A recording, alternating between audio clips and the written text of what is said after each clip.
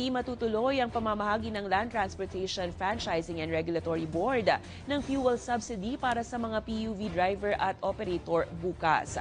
Ayon kay LTFRB Executive Director Robert Peg, ngayon lang nila nakumpleto ang mga dokumentong hinihingi ng Department of Budget and Management. Sinabi pa nito na posibleng sa Setyembre na lang umpisahan ang pamamahagi ng ayuda at inaasahang nasa 1.3 million na driver at operator ang makikinabang rito.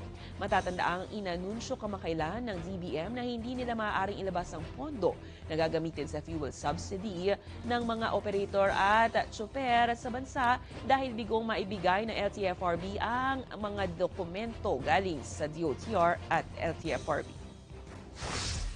Yung joint memorandum circular among partner agencies po, nakapirma na po halos lahat.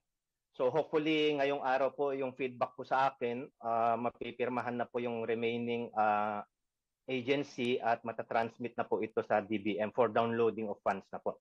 Yung implementation po sigurado po itong September na po, no? Yung signature po, yung approval po ng joint memorandum circular, kung mapirmahan po ng remaining agency po, ngayon i-forward na po namin sa Department of Budget and Management.